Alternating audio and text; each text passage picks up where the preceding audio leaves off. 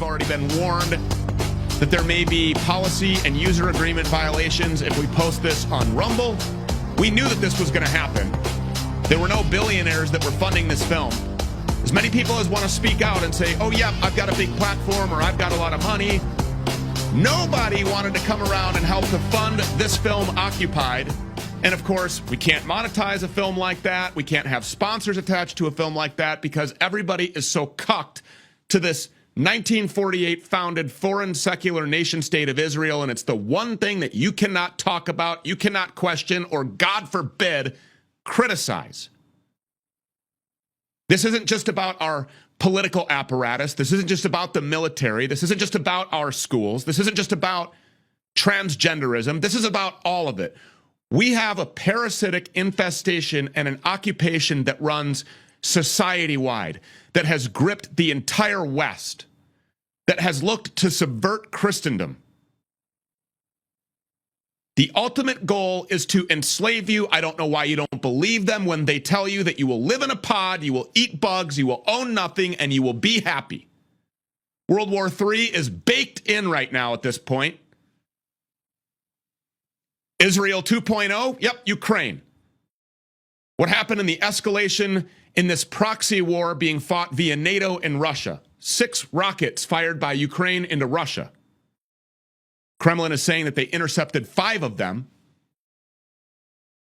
It's baked in. It was baked in. I knew it was baked in when they said that the Iranians concocted a plot to assassinate President Trump. Oh, did they concoct that plot in the same way that Lee Harvey Oswald did to kill JFK? Yeah, because that was BS. Or wait, or did the Iranians concoct that plot just like Osama bin Laden concocted the plot on 9/11? And so we spent 20 years in Afghanistan fighting these people. And Israeli fingerprints are all over it. If you want access to that film, Occupied, get on over to stewpeters.com. So the shine and the delusion, it's all starting to wear off. And now the American public, just a couple of weeks out from that 2024 presidential election, people are looking around and they're realizing, hey, no matter who's been elected or installed as president, we're still going to live under an omnipresent Kabbalistic regime hell-bent on triggering World War III and ushering in the societal collapse that they need in order to seize full control. Or they'll just kill everyone off in the process. And right now, it doesn't really matter either way who won this election, because we still have 2 months of the Biden regime in the White House, allegedly, with total control of the U.S. military. Biden's cabinet, these are some of the worst, most twisted, war-happy people on earth. They have been funneling arms and cash and personnel to Israel. They've been egging on a full-scale war with Iran. And of course, they've spent years trying to insert themselves into the middle of the Russo-Ukrainian war and drag America and the world into catastrophe. And in recent days, of course, we have seen this entire World War III effort be revamped.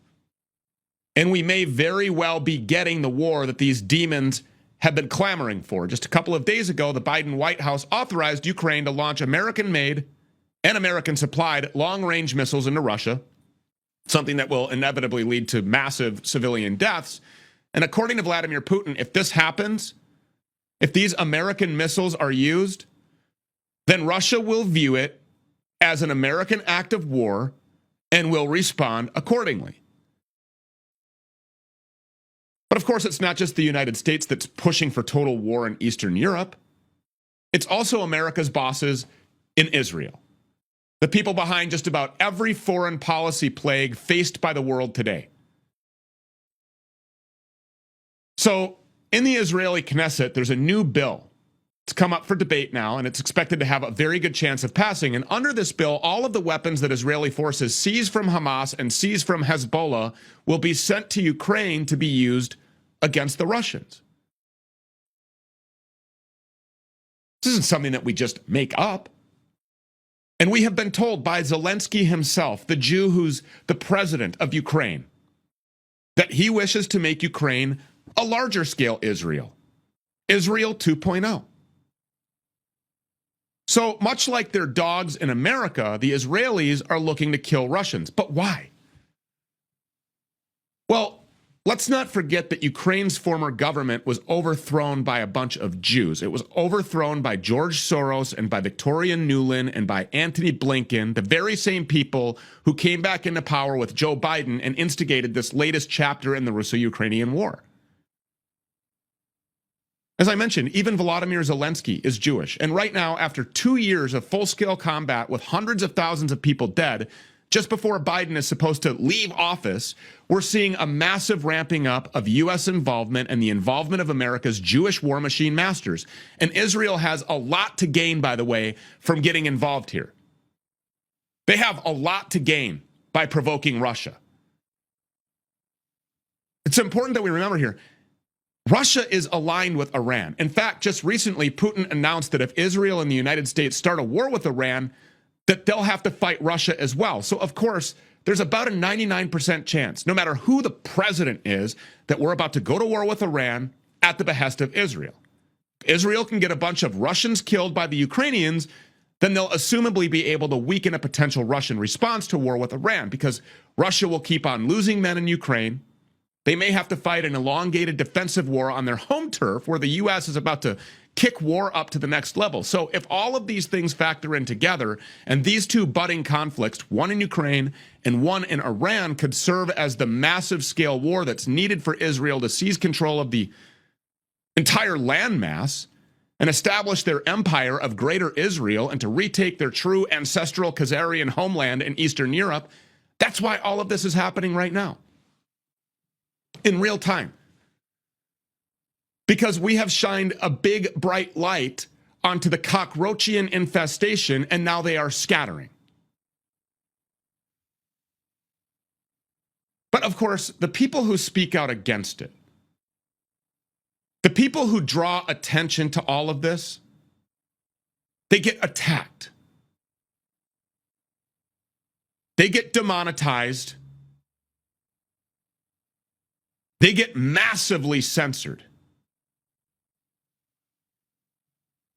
Just the other day, the official account, the account Official 1984 on X, a viral account, had its X subscriptions turned off by saboteurs working from inside of the X system. I've been following this Official 1984 X handle for quite some time, but these saboteurs are ex-employees. And they're going around shutting off people's subscriptions if they question Jews. And now Max Egan, who appears in our upcoming film Occupied, has once again been completely kicked off of X. This has happened to him repeatedly. So we're being told that X is some kind of a free speech platform and that it's the place to go to get the truth. But in reality, it's a censorship factory where those who ask and those who try to answer the Jewish question are silenced. They're shut down and they're kicked off the platform. When Elon Musk first took over X and he first started making changes, he really did allow some of this speech to go on.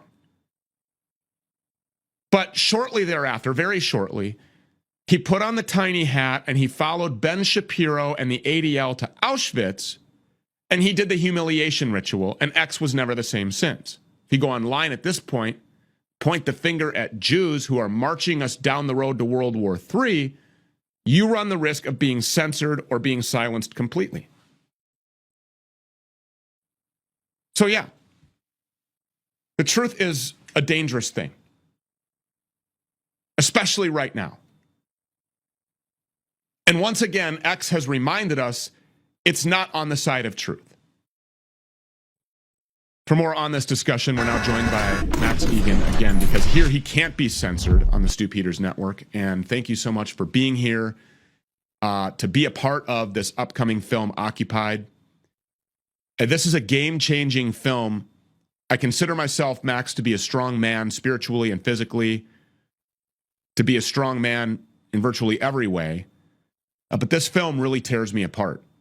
And I watched the final edit of the screener last evening at my home with Sean Hibbler, who's an absolutely amazing director. And I'm telling you, I have to argue with Jesus about my hate for people after I watch this film and get a full scope of the breadth of this occupation. So I wanted to thank you for being here and thank you for that. You're kicked off of X once again.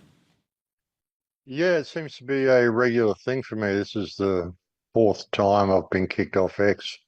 I don't even know whether I'll bother making another account. I mean, it seems that you can post some stuff and you can repost, but if you reply with like grade school level insults, then they kick you off for hate speech. Actually, there was a post there that said a picture of the ADF and it said, what do you think, what would you like to see the ADF do? And everyone's posting win and all this sort of stuff and blow Hamas away. And I just said, go play in the traffic. And that was it. I was kicked off X for saying go play in the traffic. So, I mean, this can't be seriously seen as a serious threat and wishing harm to someone. But hey, they kicked me off anyway. But it seems to be a regular occurrence. And yeah, thanks for having me on and thanks for including me in the film. I've been promoting it and telling people that they need to watch it. So I'm going to be interested to see what you've done with it. It's really an amazing work. And it doesn't just drill down on one scope. It doesn't just say, okay, well, these people are literally everything that you have ever been told under the empire of lies. It all originates from this one place. And the people that are doing this, that are being protected by the barrier of the label of anti-Semitism and people shut down and yourself removed from X and films like Occupied being kept off of X for violence, we're not the ones perpetuating the violence. We're showing the truth to the world. And it is a full grip. Every single aspect of our government apparatus has been completely seized, locked up, and controlled. And it's being done right out in broad daylight. Yeah, people don't seem to realize the clear and present danger that we are in.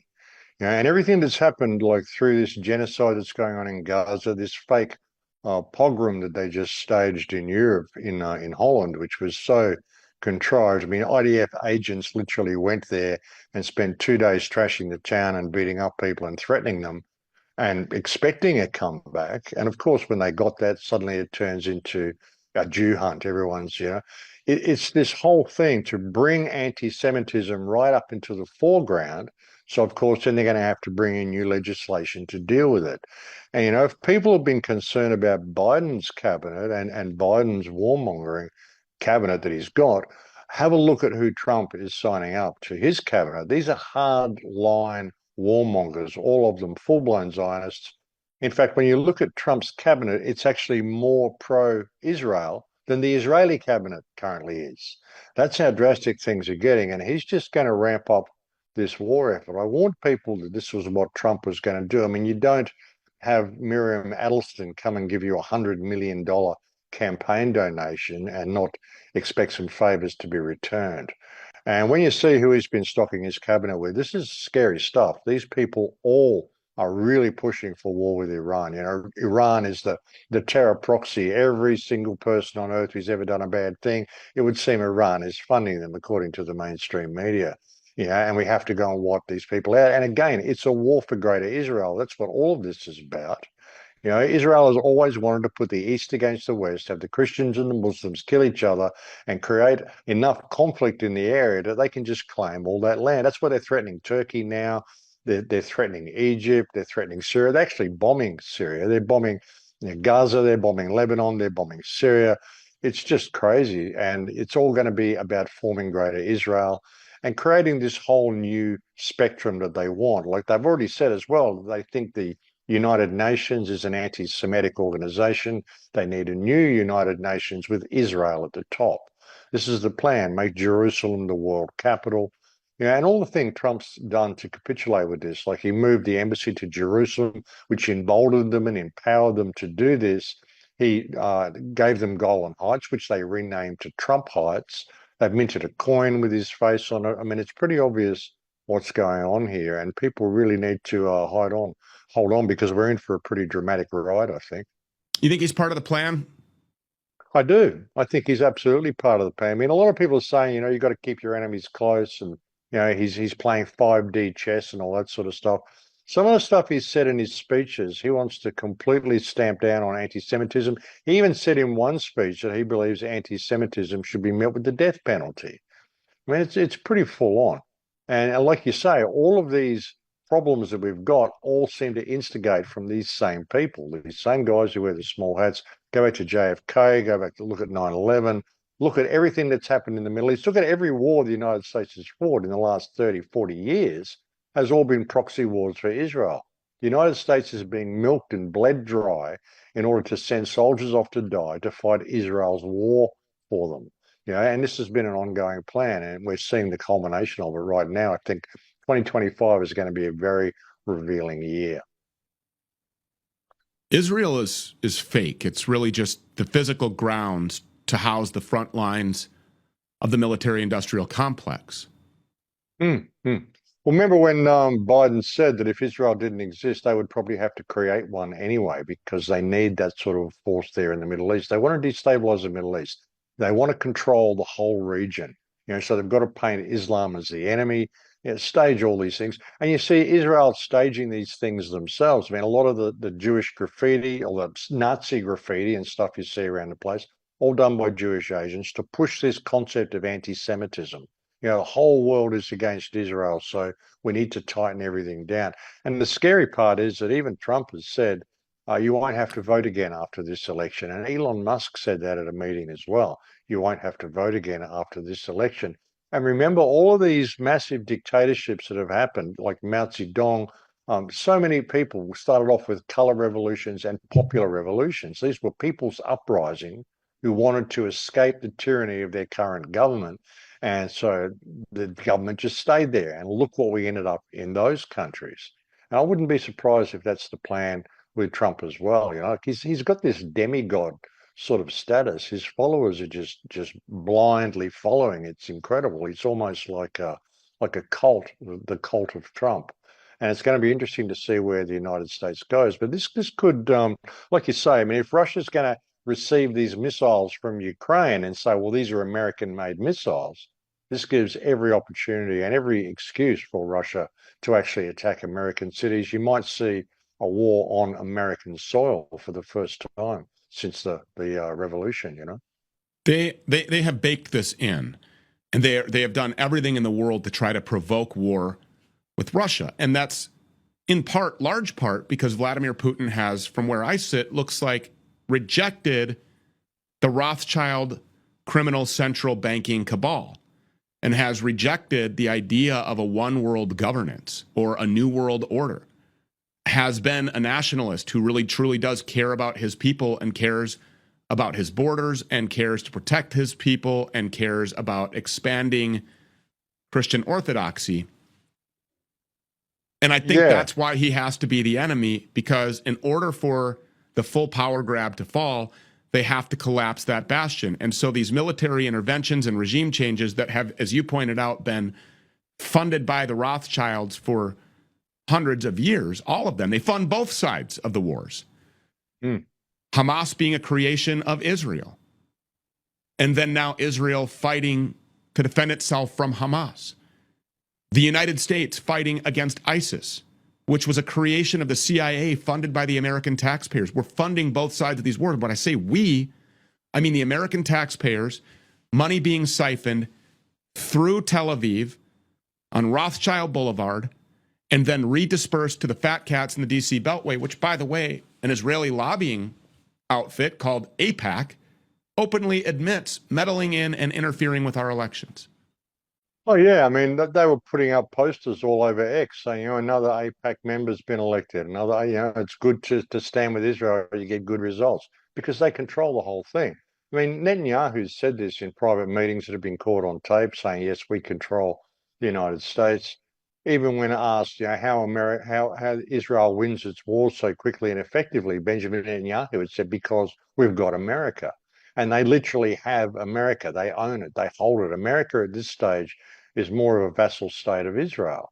You've got so many dual citizens running the government there, and they're just milking the place dry. As I even said in your film, look at the state of Tel Aviv and look at the state of Philadelphia. Look at New York. Look at San Francisco. the amount of boarded up shops, the amount of homeless, the amount of poor people, the collapsing infrastructure in the United States, all of the money is being funded overseas. And now you've got these new cabinet members of Trump saying, we're going to give Israel unconditional support. We don't even want to care what they're using the money for. We'll just give them anything they ask with no questions asked, because Zionism and Americanism are one and the same thing. This is literally what they're saying. You know, like, these are hardcore, full right-wing extremists that Trump has got in his government. So, you know, people saying Trump's playing 5D chess and he's getting them close so he can expose all the Zionists and all this stuff. I think this is wishful thinking. I mean, you don't surround yourself by these sort of people without being serious about the direction this is going. And it's just going to follow the same direction. We've seen all the dominoes put in place, and all they got to do is flick that first one over, and it's going to go where it's going to go. And we sat down with Gregory Reese of InfoWars, who sat down with myself and King Bao for Uncancelable. And during that interview, he basically referred to Elon Musk as a defense contractor. He said, not basically, he literally said Elon Musk is a defense contractor. There's obviously this new friendship being forged, at least publicly, between Donald Trump and Elon Musk. I believe Trump went to SpaceX to watch this rocket launch or whatever. And so here you have the illusion of this man who's really never invented anything, who's never really done anything other than advocate for putting a chip in your brain, which I think has probably already been done via the mRNA delivery system for nanotechnology, which is now inside of billions of people. And he's giving people this illusion that they have some sort of a say or influence or assistance in the outcome of elections in this two-party representative constitutional republic. But one of the things that I heard you say is that the American political apparatus is the entertainment arm of the military-industrial complex. Explain that. That's what it is. It's the entertainment division of the military-industrial complex, and it doesn't matter who you vote for, Tweedledee or Tweedledum, it still goes in the same direction. It's a charade. The whole thing's a charade. It's a puppet show. You know, I often refer to modern democracies, what we call democracies, as being a functional rotational dictatorship, whereby every 4 years you're given the illusion of choice. And there'll be some little difference, some abortion law or some tax law or something a little there, so that, you know, there seems to be a difference between the two parties. But when you step back and look at the bigger picture, it always plods along in the same direction. It's been doing that since I was in high school, and it hasn't changed. Doesn't matter who you elect, it continues to go along in the same direction. And we are heading for the big grand finale right now, the culmination of everything that they put in place since World War II. Now we're going to see it all unfold in the next couple of years. You know, the goal is, well, they want to have all this system in place by 2025. They want to have it completely finished, up and running, have all people like you and I silenced and out of the picture by 2030. That's the plan, and we're seeing it unfold. And if the people don't wake up, well, unfortunately, we're going to go where we're headed. And that's not a very good thing. You know, but there's a lot of people are waking up. A lot of people are seeing it now, and that's kind of very inspiring and very hopeful and very empowering. And I just hope that people do see the writing on the wall sooner than later, because we need people to realize that we are in a state of clear and present danger. This is as I've said before, you can't even think of the world as nations and countries. Think of it as a multinational, multi-generational criminal cabal masquerading as a series of nations and governments. They all play the people off each other, and they are all in agreement as to where we are going. So it's time we looked at this and reclaimed our sovereignty, Stu. I think that's the only way we've really got around it. But a big part for the United States is exposing the hand that Israel has had on all of the disasters and atrocities and things that have happened in the United States. I mean, two of the worst things that ever happened to the United States, the most heinous of crimes, was the assassination of John F. Kennedy and the 9/11 attacks, and they both have Israeli fingerprints all over them. If the American people can figure out what's actually going on here and really take the blinkers off and just see this, if we can find some way of giving them a concise soundbite about all this, perhaps the blinkers will fall down and perhaps they'll stand up and reclaim their country. Max Egan, a national treasure. He's in the upcoming film Occupied, which you can see starting November 24th, 2024.